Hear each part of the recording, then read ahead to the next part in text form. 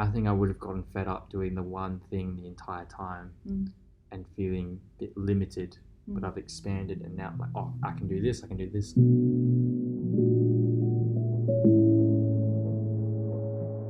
Hey, yo, you are tuning in to the Make Mondays Interesting podcast. I am your host, Denzel Gaga. And yeah, we got another episode. We are no longer on Zoom once again. I am joined with my Christian mother, everybody. Hi. And the reason why I call her Christian mum, for all those who are unaware / have been living under a rock, about a year ago, October 29, end of October in 2019, but it was on the 29th, so end of October, we filmed a video together reacting to a Kanye West album that so happened to drop that week, and it went viral in a matter of a few days. It is now up to over 700,000 views, and since then, like any good capitalist would, I've been capitalizing on that success of introducing my mum as Christian mum in all the videos that I do with her, where we react to new things or just do silly stuff as son and mother duo combination. And well, yeah, that's a bit of my journey. I've been doing YouTube videos for a while now, and part of the reason why we've been doing this podcast is I wanted to branch out to talk business stuff. And you might be thinking, so why have you got your Christian mum on? That's a great question. So, Christian mum, tell us why I am very entrepreneurial in my head. Well, probably because you take after me a little bit. My name's Michelle Gaga, by the way. Yeah, that's her real name. That's my real name. But call her Christian mum when you see her on the streets. Yeah, but in this podcast, call me Michelle. Refer to me as Michelle. So, look, I've been, I suppose, a little bit entrepreneurial for a long time, but it actually stems back to my own dad. My dad actually has owned probably about 2 or 3 businesses himself before me. So he actually inspired me to take on an entrepreneurial type of pathway. I'm now the owner of my own accounting practice, but I have been part owner in up to 3 other ones prior to this one.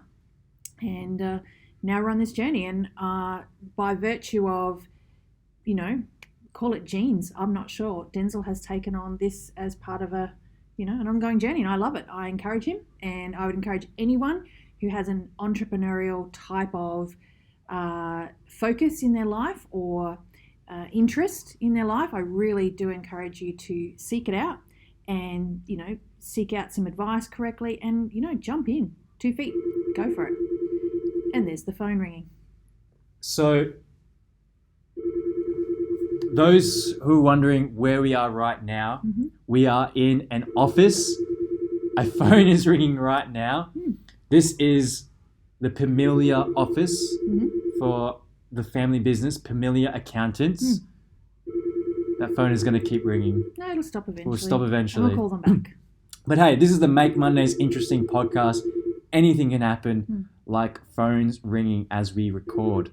So, excuse me. For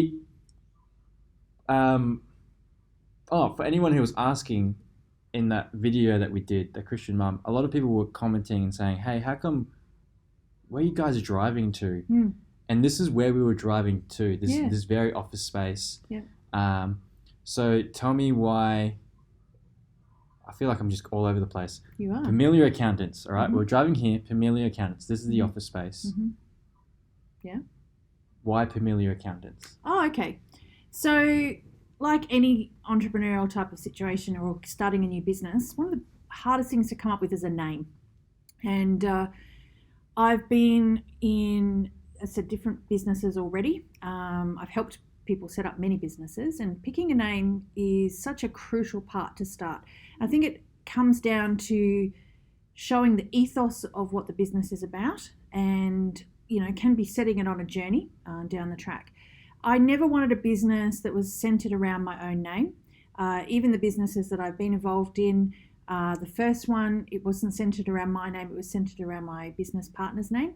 The subsequent 2 businesses were names that, brought in concepts, if that made sense. And so when I was choosing a name here, I was very particular about wanting a name that not so much had a concept, but really emboldened what I was focused on. And when I was out, doing a little bit of research, as you do, i.e. asking people in my networks and things like that about how I wanted to brand the business, how I wanted to focus on the business. And actually, it goes back in time a little bit. I was at a networking function having a discussion with some people, and they were saying to me about what they were wanting to do in their business. And I went, that's where my passion always was. And it was always about helping like mum and dad type of businesses. But then I was like, what do you call a mum and dad business? You can't call it mum and dad accountants. That's pretty bland. It's a great name. Well, yes, kind of a bit, yeah. It's not going to hit the mark, I don't think. But I wanted something that would stand out a little bit more. Now, if you haven't recognised, my son doesn't look like me exactly, but he looks a lot like his dad, and that's because I'm married to a Filipino person, and he obviously comes from a different culture and they have different language. When I asked into the Filipino culture, what is the word for family? Because I thought, well, actually what I want to focus on is the word family or people, in there beyond just the mum and the dad, but the kids that get involved in those businesses. But I'll finish it there, I suppose, the concept of family. And I asked them, what is the word for family? And they said to me, it was actually my husband's nephew who said, it's a pretty boring word. I said, okay, what is it? And he said, familiar. And I said, actually, that sounds like a beautiful word. I'd never thought of it before. And it had, for me, a concept of a flower, actually. That's what I got in my head straight away, was a flower, because it sounded like a flower word. And originally I could see these 5 petals on the flower type of thing. I've moved past that as the function of it, but for me, business isn't just about the mum and the dad in the business, and it's not just about the kids of that mum and dad.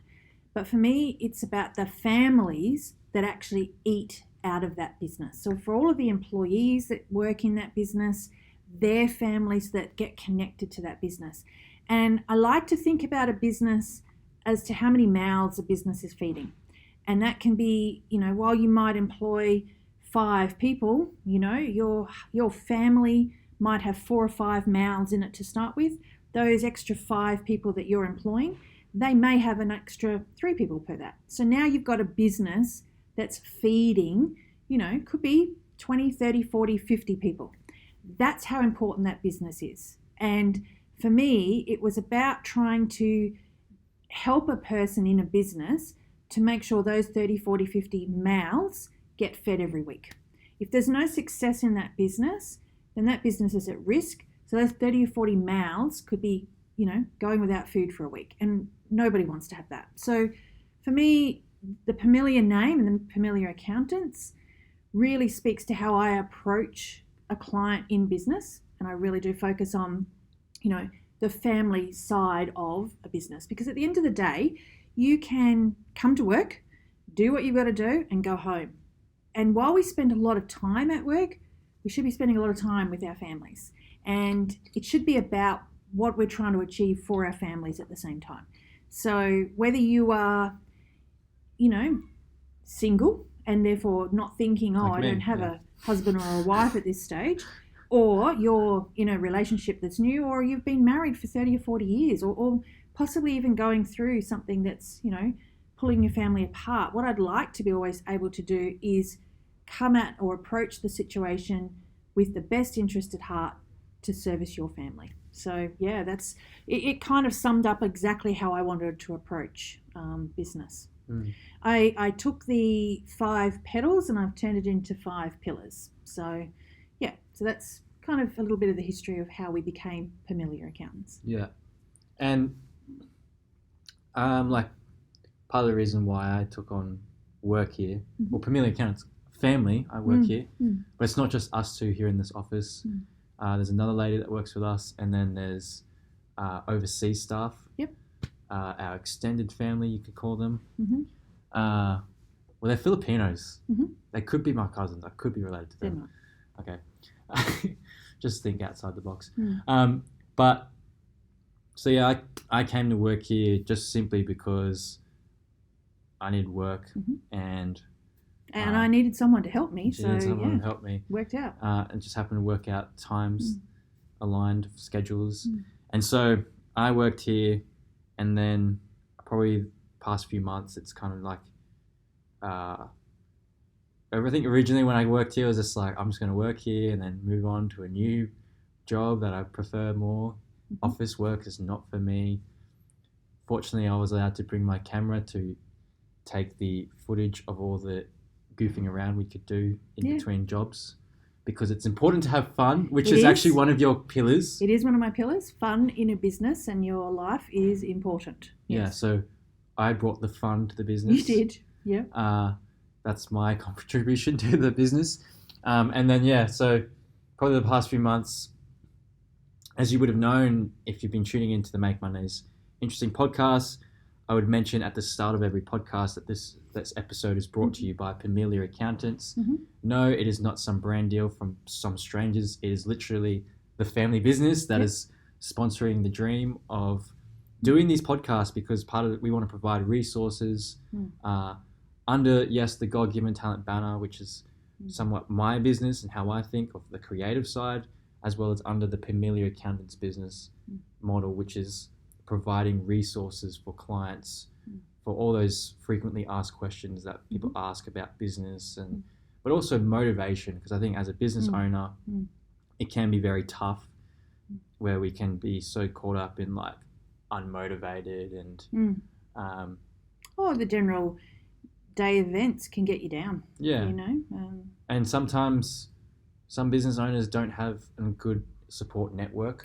True. I think what we've done well here at Pamelia Accountants is create a solid support network, because they don't really want to talk to me when I answer the phones. I have zero knowledge in tax, so they never really speak to me. But they speak to you, and you do a good job at providing that relationship of being there for them when they need it, because they might not get it from somewhere else. And I think my side is, how do I emulate that in my abilities of creating content and video? So that's, I can make a podcast. I know how to film. So why don't we just make encouraging content for any business owner out there to feel like they're not alone, that there's resources that they can access. But it's just part of the reason for the Make Mondays Interesting podcast, and how it ties into Pamelia Accountants, how it ties into what I want to dream. And at first I was like, I'm just here to get some cash. Now it's let's grow this family business, and how many people can we help? Definitely. And I think that partnership began with those videos of just you and I just reacting to stuff, and that's in a way that was a bit of fun. It created that relationship to then do stuff with you. When we could see what the positive feedback we get from them, it's like, how can we do this in a business side of things? Denzel actually just learnt recently that I used to do videos myself back in the day. He found them, and he was actually quite surprised at how many views I got on a few of them. They've actually got more views than I get. So from that aspect, we know how important it is that video and communication, which is one of my pillars, is within a business. Not only within the business, from employee to employer to fellow co-worker to co-worker sort of thing, but it's really important for a business to communicate outside to prospective other businesses or prospective new people. I think it actually positions your business out there. And it's amazing how people will judge you, view you, pitch you, I suppose, is to say whether that's a business that they want to get connected to via either videos or the pictures on your website or anything else, which we're going to get sorted out very soon. So exciting news, which is the vision behind Make Mondays Interesting. But tell me about the 5 pillars that you have for the business, because I think a lot of those 5 pillars is something that we'll be delving into. Not all 5 on one episode, but one each episode, and we've already been doing that. You said one of them we mentioned was fun. Mm-hmm. I'm not sure which episode. There's probably a few fun episodes, but communication. Yep. Last episode of the podcast, I spoke with one of your friends, Paulette. Yep.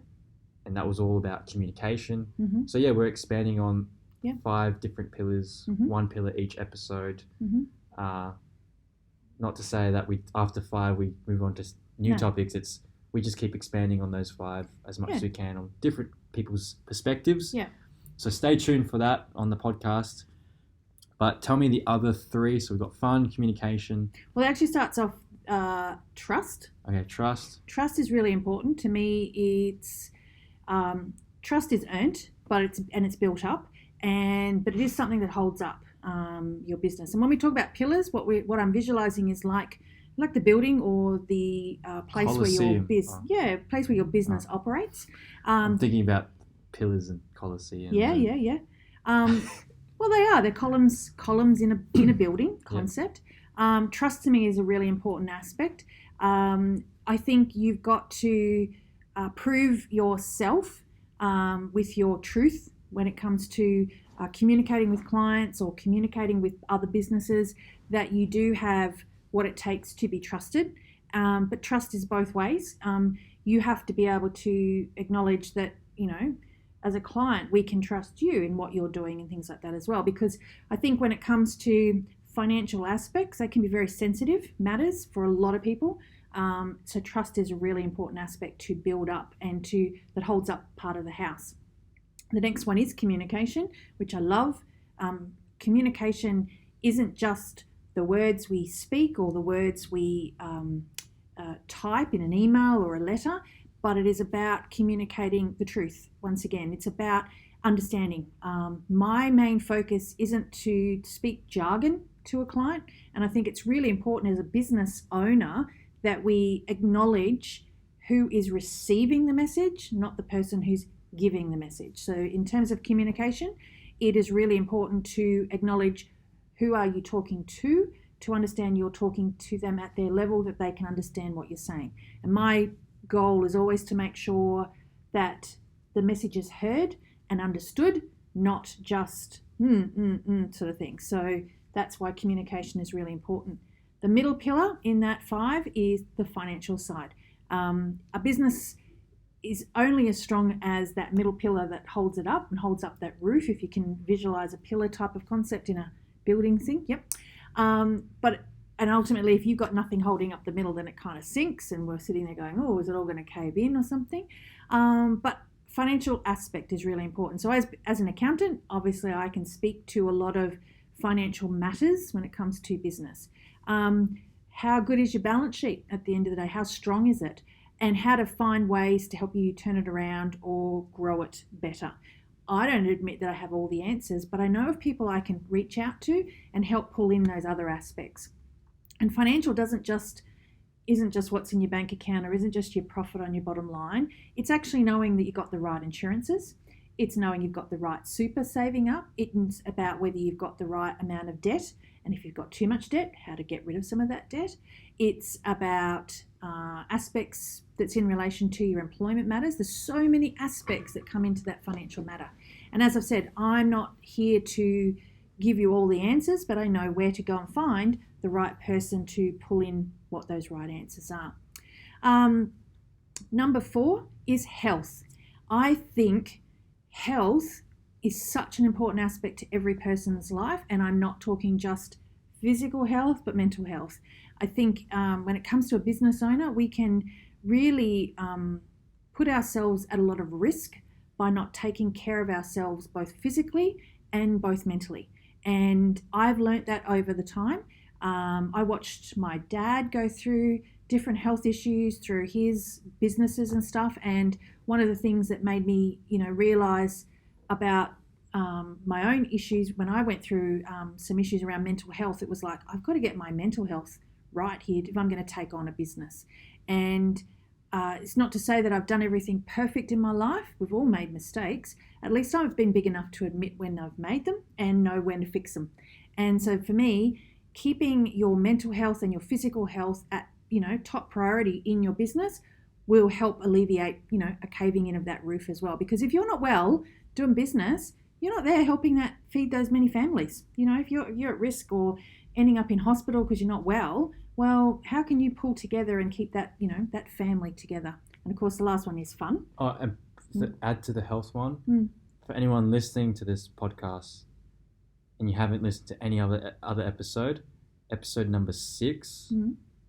is a great one on health Oh, okay. because it's the only one we have on health. Yeah, but we're going to change that. There's going to be more. Yeah, it's going to be more. But fun. This is my expertise, but go on. Yeah, but fun in a business. I think fun, if you can't come to work and laugh through your day sometimes, then what are you doing it for? You've got to have fun when you go to work and go to business.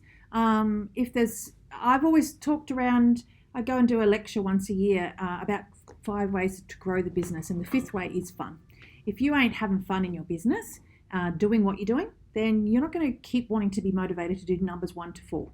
So that's why for me, coming here and having fun during the day, having a bit of a laugh, having a bit of a smile, really important. So. And I bring that energy to the workplace. Yeah, you do. Sometimes you also bring it down a little bit, but that's okay. He's getting better. He's on a good spot right now, so it's all good. You don't have to say that, but okay. But hey, this is the fun we have. Yeah. It's just discussion. Yeah. Proof that my mum has been on a camera way too many times because she's not looking at me and having this conversation. She's looking directly into the barrel of the lens.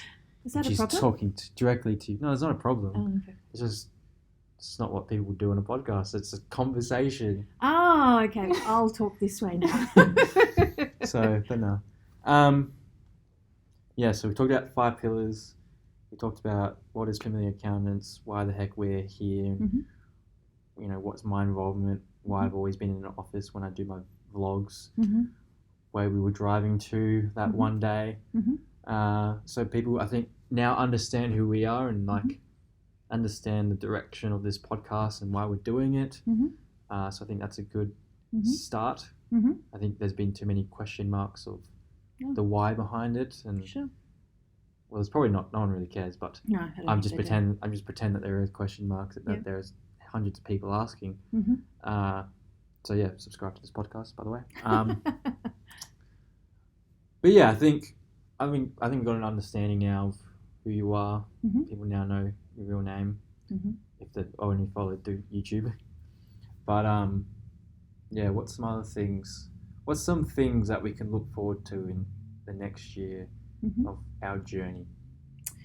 You and I. Oh, you and I. Well, I'm looking forward to producing more of these type of interactions. I'm interested in producing more useful information like I have done in the past, like, answers to frequently asked questions, videos that I hope to help people. I'm involved in, like most people are, in some kind of different Facebook groups and things like that, and I see questions pop up from time to time. And the next couple of months comes and another question, the same question pops up again, and the next question pops up again. So my goal is to try and answer some of those questions once and for all, to allow people to be able to have some place to come and be able to get that answer. Not because they shouldn't ask the question at all, but because quite often some of those questions are common enough. They do come up, but the idea is to be there to help. We're not doing it for necessarily a monetary reward. We're doing it to be able to say, you know what, we want to help in the community and be out there to, assist from time to time. So in terms of what we're trying to achieve, I think the whole getting online a little bit more, explaining a few things, helping to teach a little bit more. Teaching is something I actually quite enjoy doing, or sharing, I like to prefer to call it, and educating. So I like to think that we are informing people so that they'll go away stronger with some knowledge. So and you never know, there might be other challenges out there. So because like charity events and stuff like that coming up, or that you want to get physical with, that whole health issue. I don't know. Who knows what's on the horizon? Another pandemic. Hopefully Please, not. no. Hopefully not. No. No. I think All right. Well, what is? I asked this question in episode 4 of the podcast. Mhm. What has 2020 taught you so far? I asked that to my guest Chedi at the time. Mm-hmm. But with all that's happened, gone on in the world the past, we're in November now, 11 months. Just 2020 in general. Let's be real. What have you learnt as a business owner? Yeah, that's the question. So I've always been an advocate to encourage businesses to make sure they have enough working capital. And a lot of people go, what's working capital? That's exactly what I was going to ask because that's jargon to me. So you've got to communicate better because that's one of your pillars. Well, if you let me finish, I will get there. So working capital is your available cash that you've got in case something goes wrong. Like a pandemic. Who knew it was coming? And what I've always said to businesses, pretend like your business cannot trade, cannot generate income for at least 3 months. Who would have seen that coming back at the, many years ago? Never saw a pandemic. It's been longer than 3 months. I understand that. But our shutdowns haven't been longer than 3 months at a time for most places. Victoria's a bit exceptions. But the reality is I've always maintained you need to focus on having at least a 3, possibly 6 month savings plan, if that makes sense. And I think that taught us both at the business level this year and at the personal level. Yes, I can say these words and you're probably listening and going, oh, it's better said than done. How am I going to possibly save up 6 months of savings? Well, if you don't start with the little bits as you go along, you're never going to have it at the end. So the reality is, don't look at it as, oh, I've got to save up this much for 6 months or 3 months just to, because that's too high. It's just like saying, oh, I can't climb Mount Everest. Of course you can't. You don't walk to the peak of Mount Everest. You start at the bottom and you've got to take one step at a time. So saving up money is a one step at a time opportunity.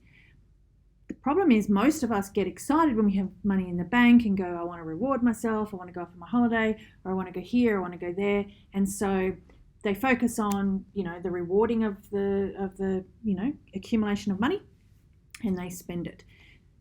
Rather than focusing on, if I could just get my cash build up to a certain point, in the case something happens, then, everything will be okay. Coming into my own business for the first time again last year, I was starting from scratch when it came to cash and knew that it took a bit of time. And I come back to this 3 to 6 month time. A perfect world would have been, I would not go into business until I had 3 to 6 months worth of cash available, but I didn't have that luxury. I needed to jump in, I needed to get dirty. But I had 3 to 4 months, 5 months even, of no real cash coming in for me, enough to pay the bills, but not enough cash for me. So I was having to, go through that lean time at the beginning. But it taught me straight away, I need to build this up, because what if there is a time when I don't make profit or I don't have income available? So I've saved it up, sort of thing. So in that period, was able to get to that point where I comfortably got that kind of money saved up. Now, the biggest thing for people is, how do I work that out? That's something we can help you with.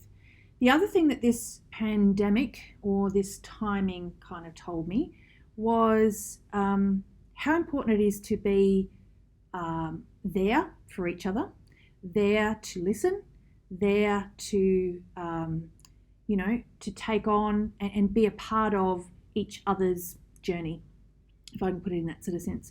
I think we all realised we weren't lone pillars, we weren't icebergs out on the water in this pandemic. We were all going through this together. And when you got the concept of, I'm not alone and I do have other people out there who can help me and work with me, then we all came together and we were able to help each other out. And that's what I've noticed we did, particularly here in Australia. We helped each other out. I personally stepped up to say, look, my clients need help when it comes to this JobKeeper, and I don't know how long it's going to be and I don't know what it's going to be, but I'll get in this tub with you. Let's get dirty together. Let's get our way through this mud and let's work ourselves through to the end of it, type of thing. And I know my clients appreciated that. I appreciated doing it for them because it made me feel like we're in this together. Because I had some clients who were very successful through this period, and some who were at the bottom of, bottom of the pants coming out type of stuff. You know, it was really quite a drastic situation. So if there's one thing that I did learn was that we had to be there for each other. And I would love to think that we can take that through to any time. You know, the other thing that I've noticed, which I really quite love and I hope never leaves us, which I think it was always there. Hygiene. Oh. No. You know the social distancing part? You know, like we've got to stay this 1.5 meters. Yeah. When I go into a shop, everyone is so respectful. You know, there's this, are you in line? Are you here? Are you there? Sort of thing. Because we've got this space between us, we're noticing people a little bit more and we're acknowledging that people, you know, we're being kinder. Which shop are you going to? Because I don't experience that sometimes. Oh, I'm noticing it in the cafes and the restaurants. Kinda, you know, when but you're not lining kinda. up. Yeah, like even just lining up and people are like, are you next in line? They're not jumping in. They're not sort of pushing their way through. Yeah, there'll always be the occasional one, but I've noticed how much nicer people are being to each other. And I'm really respecting it. True. And I hope we don't lose that part. I hope that's the good thing that came out of this social distancing, you know, concept. Physical distancing. Physical distancing, yes. Because we can still socialise We whilst can. distant. Very true. But this physical distancing situation, True. yes, there have been people who were, hey, I had my moments of people going, especially in the beginning, walking straight past you and you're like, really? That wasn't physical distancing much at all. What the heck? Have I just caught something? Hope not. You know, that kind of feeling. But I would notice now, I was really impressed lately of how many people have been so polite. Keep it up, please. Good.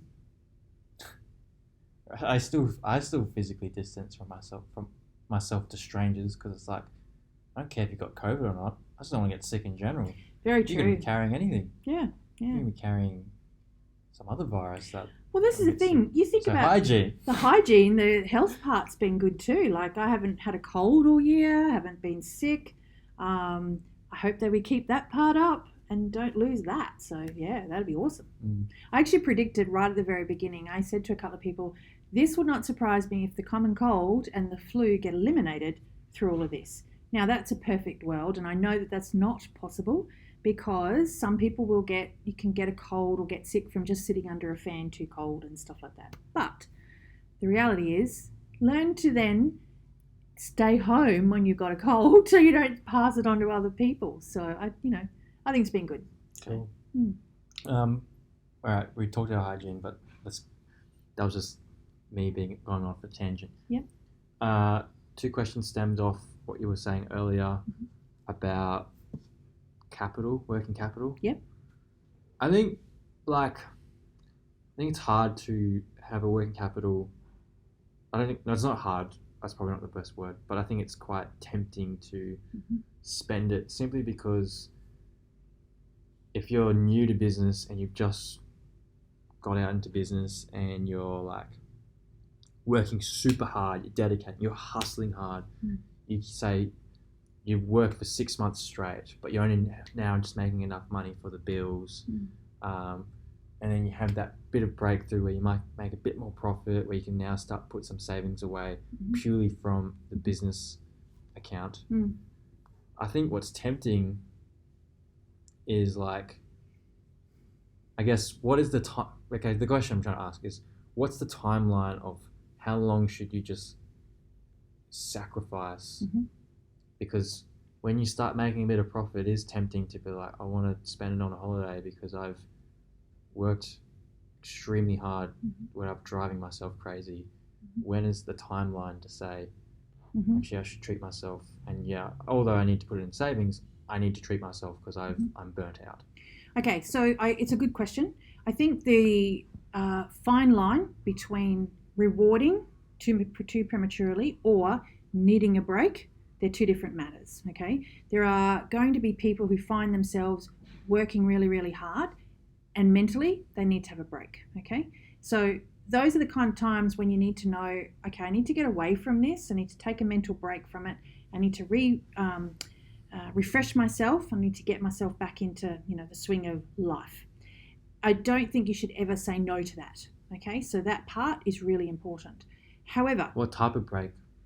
it could be a weekend away, it could be a week away, but not the one that goes, I'm going on an overseas luxury cruise, okay? It could be something that just needs to get away. You sit down at the beach for a little while. You sit up in a mountain for a little while. You reflect on what's going on. You take time away from a computer or the machine that you're working on or something to that effect, okay?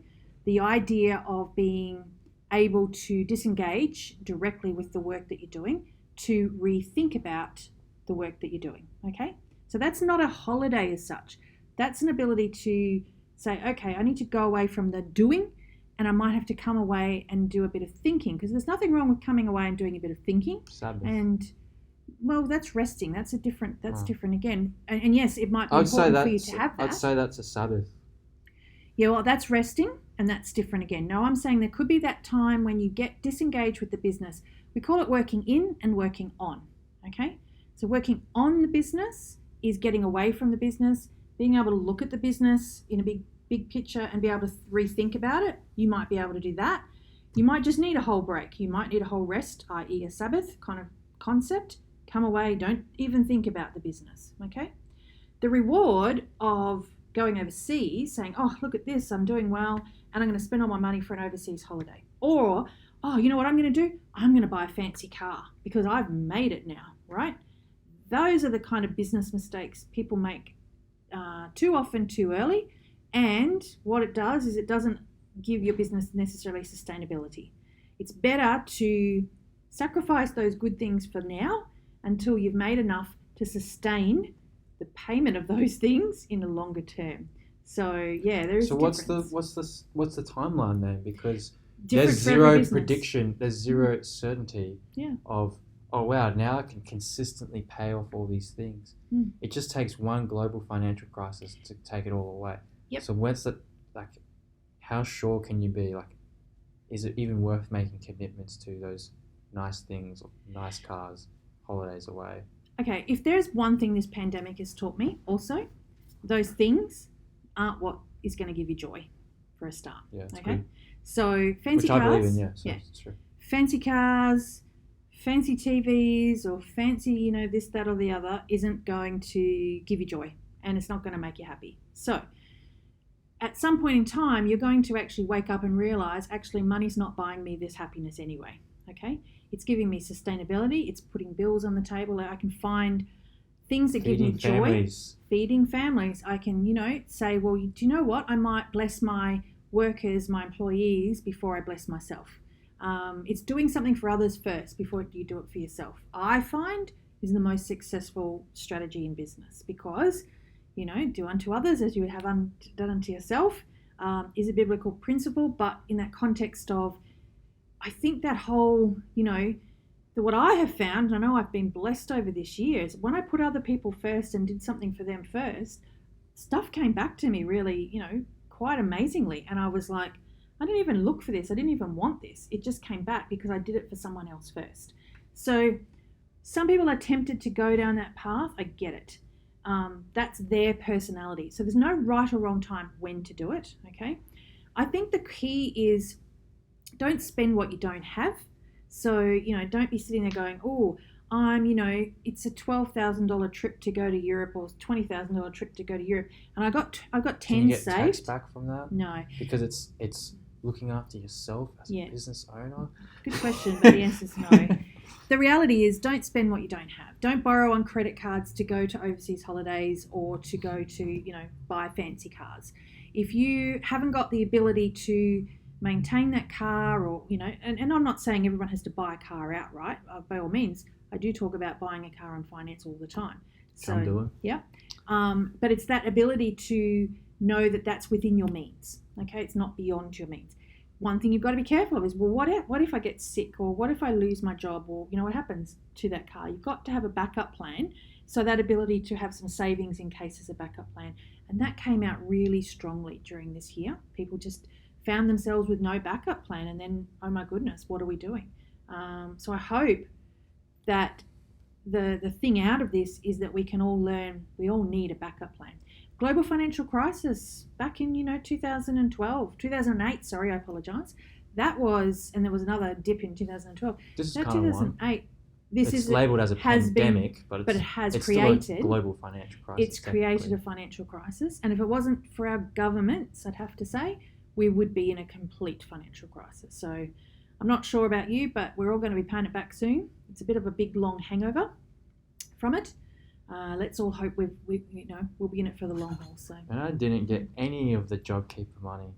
So I didn't reap any of the benefits from the government. No, that's good. And I'm having to pay it back. But hey, we're in it together, aren't we? That's right. So hopefully that will be my pay on to others, what you want paid on to me. Hopefully JobKeeper comes my way somewhere. So the short question that you asked about how do you know when? I think the answer is it's different for every person for a start. I think what you need to do is take stock of, is it within your budget? And I hate that word budget, but it's a real word we have to acknowledge. If you aren't doing a budget or you haven't sat down and thought about your income and expenses, it's something you should do personally as well as in a business, and live within your means. Yeah. And if you want advice on how to make a budget, I have a really good template. Yeah, he does that actually. I actually am really like love that I tell people about and I show people. And then people are kind of freaked out in terms of like, how come you're that organized? And he did that. You did that without my input. Without her input. Yes, I was very impressed. So all those calls that come to the office asking for Michelle Gargo and financial advice, direct them to me. No. Okay. Good try. No. Because I'll help you transfer yourself to Michelle. So backup plan, it kind of transitions to my next question, my next train of thought. I was listening to a podcast, and it's an Australian one, and they're talking about business. And what fascinated me, and this is not to put anyone down that's listening, but like, I think the pandemic also showed the two types of business owners. The ones who will capitalize on this pandemic situation of like, i.e. restaurant owners of, okay, we're going to have to do takeaway, and how do we maximize our takeaway options? And they're the profitable businesses right now. But there's also a group of business owners that are playing the victim card in a way of like, In fairness, there have been some genuine victims through this. But my question was going to be like, is it possible? Would it have been possible for every business to pivot during the pandemic? Because I believe there is some way you can pivot. Yes, it's different for everyone. Just trying to think. I'll tell you who couldn't. I'll tell you who couldn't. The tourism industry. The tourism industry, who rely either solely on accommodation, where people come to use the facilities. The tourism industry that relied on people coming and using their services for fun, they were literally shut down. So there was nothing they could pivot out of to make that different. Because people just couldn't come. They were in lockdowns. So yes, there were genuine businesses who couldn't pivot out of anything. They were genuinely locked down. There was nothing they could do. I have a couple of clients in those sort of industries, and they tried everything possible. Like you look at the situation that's just going on now. We've just spent, from a Gold Coast perspective, we've just spent over $3 million again on an advertising campaign to attract people from all around the country to come back into Queensland, because our borders are slowly opening. And what happens? A little blip, which is turning into a big blip into one state, where that state's now freaking out and going, no one can come from that state into this state. They had forward bookings. Personally, I was a person who wanted to go to that state and go, well, why don't I go for a holiday there? And now, because of government reactions to these things, there are some businesses that literally have no say in being able to change. I applaud every business that got the opportunity to find something new that they could do. I applaud them. I think that was brilliant. I think the whole, okay, I can't have a restaurant, but I can have a takeaway situation. We knew this was something that was being led up to anyway. You look at the I can't think of the word it is, the interruptions is what I'm looking for, that Uber and Menulogs and blah, blah, blahs have all created in the restaurant industry. They interrupted that industry. So when, in theory, when the pandemic happened, most of those restaurants had already kind of geared themselves for that way. Sure. So it was an easy pivot compared to a tourist, destination business that could no longer have anybody come into their facility. I think, and I mean, who wants to film a video of walking and staying in a luxury hotel and go, here, pay for the luxury of watching me stay in a hotel? No one was going to do something like that. So the concept of how could those people pay for me to watch? I reckon people would pay to watch me do it, surely. I don't know. That's a good question. I'm not sure. But do you know let what us I'm know saying? down in the comments. Yeah, let us know whether you'd pay to watch Denzel go and stay in a hotel for you. I Use think some it's extra money. I think it's the facilities who couldn't literally open. I mean, a convention centre and stuff like that. They have not been, physically open. Look, I've applauded the fact that we at least got some sport back on during the time. At least we got to see. But hey, it was pretty boring watching an empty crowd and watching your sport where you get to hear cheering and you had no cheering. Yeah. I think that kind of ruined it a little bit in people's minds. But it seems to have come back at the end, type of thing. So yeah. True. But do you reckon like probably not so much pivot their business model, but like go into something completely new, but yet still use the facilities they may have? Do you reckon it's still possible? I think in a way it is. There's some possibility. Yes, the tourism industry, they're going to have to do a complete 180 pivot to some complete new direction of, or how can we use these facilities with whether it's hotels, I don't know if they somehow manage to get funding. This is me just thinking on top of my head right now. If they manage to get funding from the government to provide homes for the homeless, like. I believe that happened in some of the capital cities. I believe that the governments did pay for the homeless to go into those, buildings purely to keep them off the streets and to keep them safe. If that is the truth, I applaud that too, And if that gave revenue to those hotels, great. They made themselves available. It got to a point, I think, where, the day when they said, we're having to evict them out because, we're no longer paying for it because the urgency of the pandemic is over. And yes, that was sad for those people because they'd obviously been living in a situation where they were safe, they were kept dry and warm and all that kind of stuff. Without a doubt, I mean, if the government could do it, that'd be great. And unfortunately, that's where we have to rely on our government to do something. Unless or you can rely on charity organisation to provide. Yes. I think I'm saying all this stuff purely because I think the victim mentality or victim card that we can play is once we're faced with something like this, the mentality is, well, there's nothing for us to do. But I think it's better to just scrape the bottom of the barrel of every and any possible like beneficial outcome than just throwing in the towel and just saying, we're the tourist industry, so it's we can't do anything. Like, I think, anyone in the tourist industry listening, I'm thinking of ideas. So if you ever need me as a consultant for things, hit me up. But like, I'm just thinking like, well, yeah, the government could pay, but there's all these charitable organizations that I'm sure people are still financing. There's philanthropists out there that probably provide a huge amount of dollars to these, charitable causes.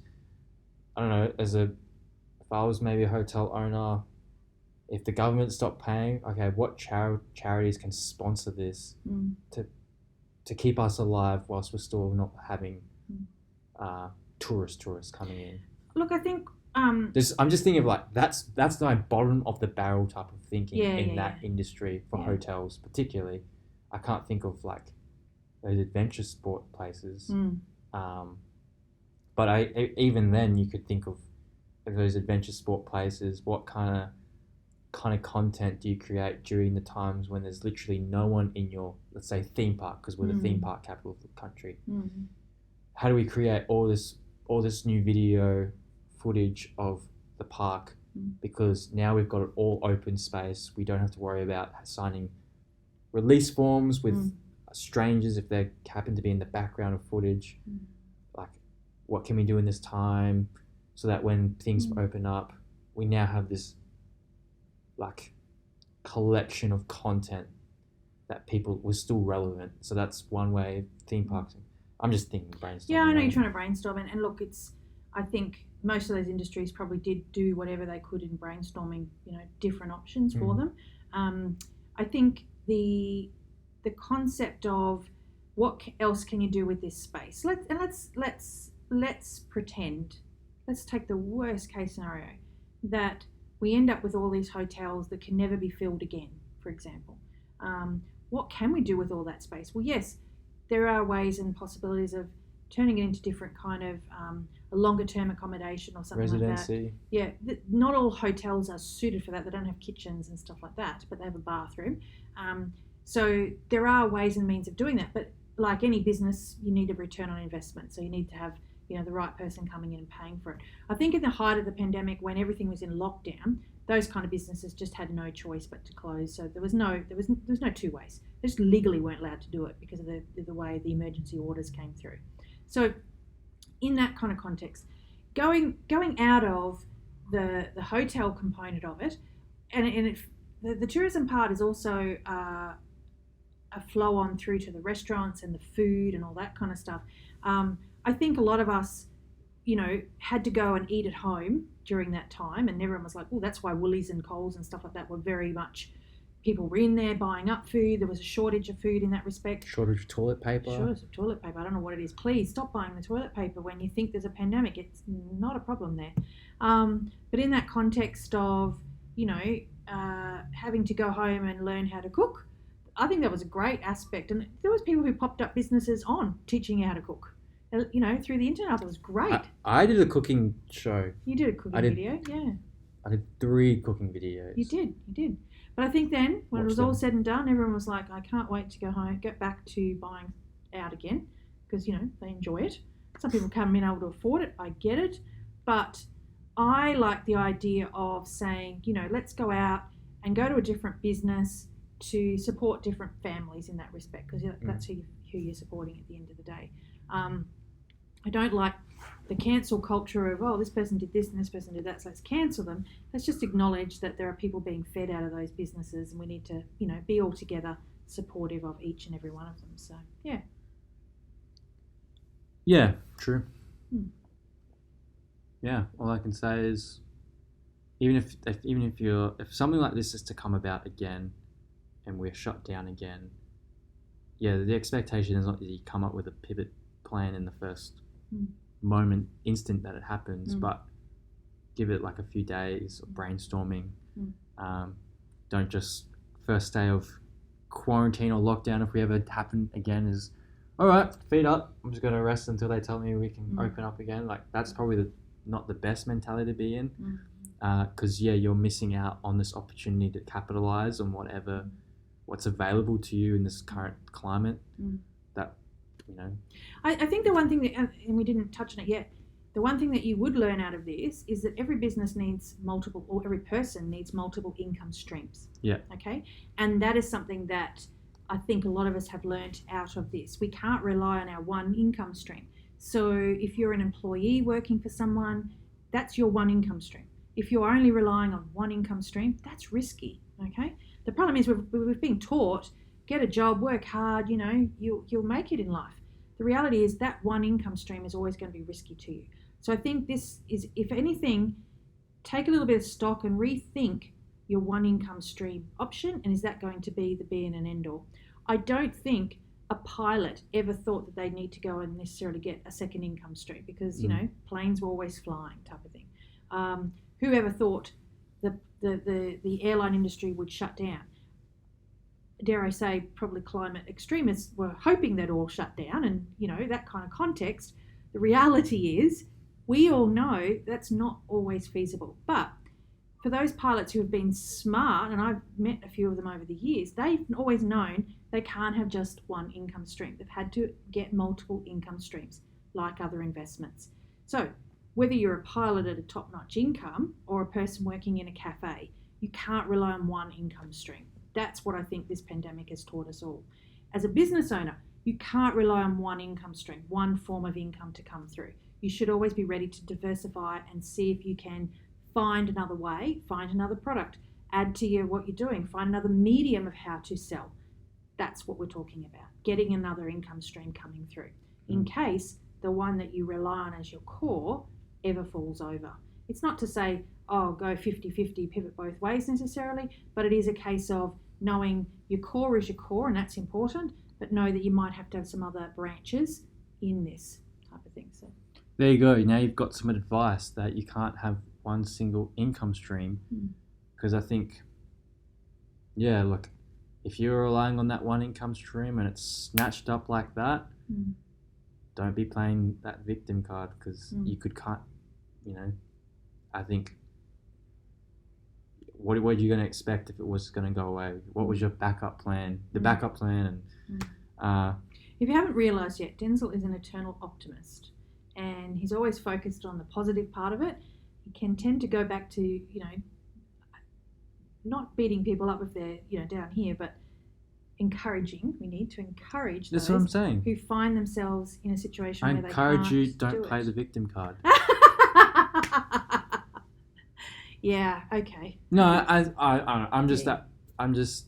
You are very optimistic about It's something. like, Yeah. if I'm gonna meet these people and they talk about how victimized they are, I'm not gonna just like play that, oh, it's okay, and like, it's like, all right, I'm gonna build you up, not in a stop playing that card and get up, and not like not in a, a bully. I'll kind of beat way. you up, and Yep. if you don't do it, it's like, I'll build you up. Yeah. But I'm also going to be quite honest with you of like, hey, you're seeing yourself as a victim. And as I say this, I think about all the times that, hey, I've been guilty of that. So I'm not some perfect person that's, never victimized myself. I've been in situations where I've felt like a victim and I've played the victim card. It's quite easy to play, and it's the lazy thing to do, in my opinion, which is why I'm a big believer in not playing it, because I know that it's not right, because I accept that I've done it in the past and I need to cut it out. Yeah. That's good. So yeah, it's not where I'm coming from. The place I'm coming from is like, well, I recognize that I've done it, and so it's like, I can't expect people to make things better for me. I have to make things better for my situation. Yep. And yeah, look, even this year, in terms of my income streams, like I've got income stream here, I've got a second job, which I'm equally as passionate about, which is why I worked here, because that job was only a day and a half, and so I came here. Now I'm equally as passionate for this one also now. I've got two of those. I've got two jobs, consistent jobs, as well as a third income stream. I'm going to do some part-time removalists here and there. Hit me up if you ever need some moving. Medium-sized van for hire with a driver. Shameless plug. Yep. And then I've got my fourth income stream, which is the content side of things, the podcasting, the vlogging, which still hasn't made me money, but through my original channel, my YouTube vlogging channel, I do, if you ever watch them, an ad will pop up. Watch the ads, because it helps me, a small-time creator, get paid. Have I seen a single cent of that? No, YouTube hasn't released it, because I have to make X amount of dollars before they can give it to me. But we're a fifth of the way there. So, but that's when that starts taking success, I've got that fourth income stream. And which is why I've branched out into doing, which is why I wanted to purchase a van, which is why I want to do videos. And it's like, I don't want to be tied down, limited to the one single income stream. Because even just not in the income stream, let's not talk about the finance side of things, but the sanity side of things. I don't want to just be tied down to one job and feel like I'm never getting to try new things and expanding myself in different areas, especially at a young age. It's like, let's just try everything, find out what I like, and then I'll probably like narrow it down to one or two things, maybe two or three things. Let's say two or three things, not just the one single thing, because you can get quite fed up with the one thing if you're doing it for too long. This is why, I think as a young person, it's not just the income stream side of things, but the sanity side of things of I don't want to be stuck doing one thing for the rest of my life. Mm-hmm. So yeah. Cool. That's all I've got to ask for you. But Yeah. as I said earlier, I've been making videos coming up to 2 years in a few weeks. So the 2-year anniversary, and even this pandemic taught me how to reinvent the content I create. Because last year I was creating content of me traveling the world, or 2 countries, traveling, and this year I've had to just completely change.